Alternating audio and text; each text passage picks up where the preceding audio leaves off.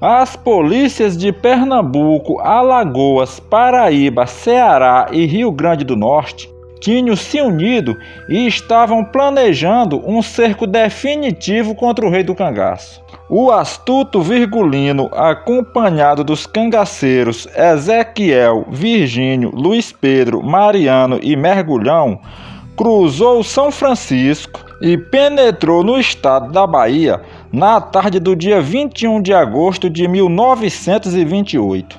No início de sua estada na Bahia, Lampião fizera todo o esforço para não entrar em confronto com as forças policiais baianas. Porém, no primeiro combate que se deu em Massacará, em que morreu o sargento Bigode de Ouro, a sua lua de mel com a polícia da Bahia chegou ao fim. Ao partir de Curralinho, levando como guia o filho de Antônio Xavier, Lampião meteu-se nos tabuleiros de Bom Jardim, passou pelos povoados Rosário e Canché e, abeirando o Raso da Catarina, foi sair em Salgado do Melão, aonde recrutou novos cabras para reforçar o grupo, pois sabia que a partir de agora teria problemas.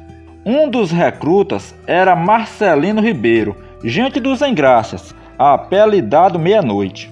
A caminho de Curaçá, Lampião, a título de teste, destacou Meia-Noite para matar dois parentes do sargento José Soares, num lugar chamado São José, perto da Feira do Pau, atual Macururé.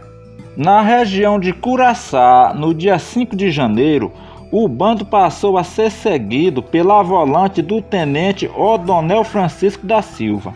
Os cangaceiros desceram por Barro Vermelho e foram dormir na fazenda Capivara. No dia seguinte, passaram por Poço de Fora e Esfomeado, e na Bela Vista penderam para o Poente pela estrada da fazenda Arapuá, aonde trocaram de montarias e seguiram em frente. A volante vinha no rastro do bando, porém alguns soldados estavam no limite extremo de suas forças e desligaram-se da tropa a fim de descansar.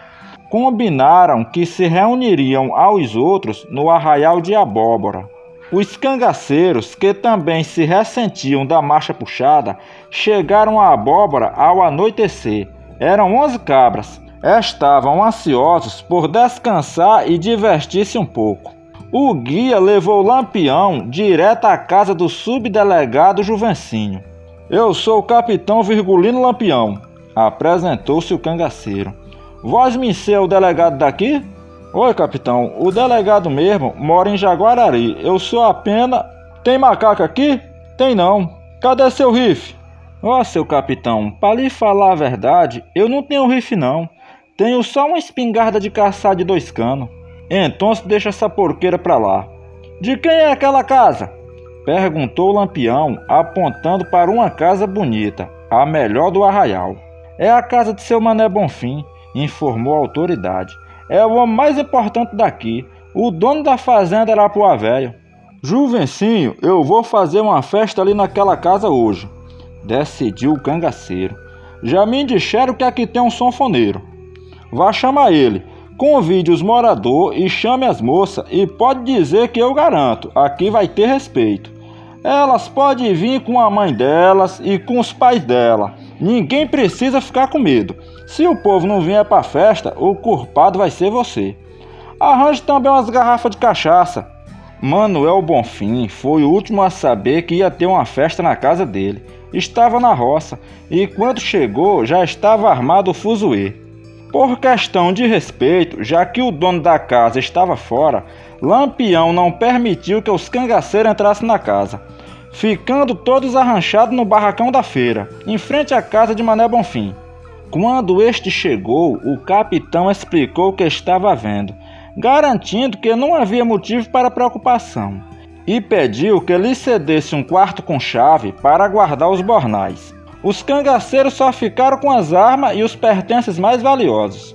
Enquanto o baile não começava, os cangaceiros divertiam-se jogando baralho no barracão, à luz de um candeeiro. O barracão não tinha paredes. No centro havia uma porção de apetrechos de feiras amontoados junto a fardos de algodão, sacos de farinhas e cereais. Juvencínio conseguiu umas 12 moças, assegurando que o homem tinha garantido respeito. Algumas vieram acompanhadas dos pais. Manuel Bonfim pôs bancos e tamboretes rodeando a parede da sala, para as moças e suas mães. E então o sanfoneiro puxou o fole, acompanhado de tambor, triângulo e reco-reco. O capitão Virgulino, para dar exemplo, dirigiu-se a uma mocinha chamada Cândida, a filha de Dona Gertrudes Dantas, e convidou-a para dançar. A menina levantou-se tremendo um pouco, mas logo acertou o passo, esqueceu o medo. Lampião levou a menina para junto da mãe, agradeceu e avisou em voz alta: "Tão vendo? O baile vai ser assim. Se o cabra quiser dançar, peça autorização para a mãe da moça.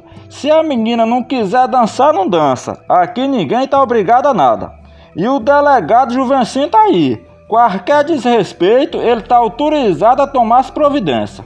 O sanfoneiro, um sujeito chamado Joãozinho de Isabel, João Neres de Barro, não era lá grande coisa no fole de 8 baixos. Mas os cangaceiros não ligavam para esses detalhes. Cachaça não faltava, e as matutinhas aos poucos iam se soltando. Eram boas de saracotê. Os cabras beberam e dançaram a noite toda, e nem perceberam quando o dia clareou. Na hora de farrear, cangaceiro não sentia cansaço. A volante de Odonel chegou à abóbora por volta da meia-noite. Ao escutar o furdunço, o comandante desconfiou que aquilo era coisa de cangaceiro. Mas não tendo certeza e não querendo fazer besteira, preferiu aguardar o amanhecer, assim dando tempo para que os soldados retardatários chegassem, e terminaram não chegando. Odonel, com a volante desfalcada, acampou numa pedreira perto do arraial, e aproveitando a escuridão da noite, ele sondou o local e decidiu que o melhor lugar para entrincheirar-se seria dentro do cemitério, que não era cercado, mas as tumbas e os cúmulos de terra das sepulturas serviam de anteparo. O cemitério ficava a uns 200 metros do local da festa. De madrugada, levou a tropa para lá. O arraial de Abóbora viu o amanhecer do dia 7 de janeiro de 1929, ao som da harmônica de Joãozinho de Isabel. Lampião e 4 cangaceiros estavam na varanda da casa de Manuel Bonfim, dançando com algumas moças, enquanto outros cangaceiros montavam guarda, ou melhor, faziam de conta que montavam guarda, porque na verdade estavam caindo de bêbados. Foi quando Manuel Bonfim avisou: "Capitão, lá dentro do cemitério tem uns cabras olhando pra cá, dá pra ver as cabeças deles por riba das covas, será que não são soldados?" "Macacos!" gritou o Lampião, prevenindo os companheiros, e ao tempo em que com pontapé arrebentava a porta onde tinha guardado os bornais e outros pertences. O subdelegado Juvencínio escapou pelos fundos da casa como um foguete. As mulheres começaram a gritar e num segundo acabou-se o baile. Todo mundo escapuliu pelas portas e janelas. Começaram os tiros. Os cangaceiros correram para o barracão e entrincheiraram-se atrás dos fardos de algodão. Lampião, supondo ser a volante de Emanuel Menezes, incitou: "Meninos, vamos dar uma lição nesse peste desse Nezinho Menezes que tá se fazendo de besta."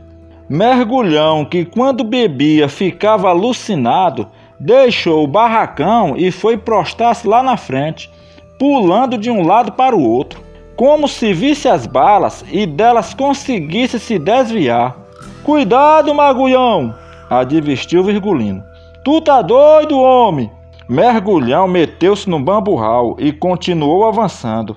E arrastando-se pelo chão como uma cobra, gritou desaforado: "Nezinho Menezes, eu vou pegar você a unha e vou arrancar sua jabiraca." "Aqui não é Nezinho Menezes não, cabra!" gritou em resposta o comandante. "Aqui é Odonel Silva. Se quiser se entrega, senão vai morrer todo mundo." Minutos antes, Corisco, totalmente embriagado, tinha se desinteressado pelo baile e implicara com um rapaz chamado Antônio Café, exigindo que ele lhe arranjasse um cavalo. Iam os dois por uma vereda para pegar o cavalo no pasto, quando escutaram um tiroteio. Como o mato era ralo e de onde se encontravam se avistava o cemitério, o cangaceiro notou que os tiros partiam de lá. Corisco disse para o rapaz: ou se deita ou corra, cabra, senão tu morre. O rapaz caiu no chão, que não tinha forças nem para respirar, e viu Corisco esgueirar-se pelo mato em direção ao cemitério, procurando uma posição para atacar. Os soldados, supondo que todos os cangaceiros se encontravam ou na casa de Manuel Bonfim ou no barracão dos feirantes, concentraram toda a atenção nesses dois pontos, em tiroteio cerrado. Corisco, vindo de lado, aproximou-se bem da volante, que ficou inteiramente exposta à mira do seu fuzil. Ajoelhou-se atrás de um pé de jurema e fez fogo. 5 tiros, 2 soldados, Manuel do Nascimento Souza e José Rodrigues da Silva, morreram ali mesmo. O sargento Manuel Vieira dos Santos e o cabo Otacílio José de Sena ficaram seriamente feridos. O tenente O'Donnell recebeu um tiro no braço esquerdo.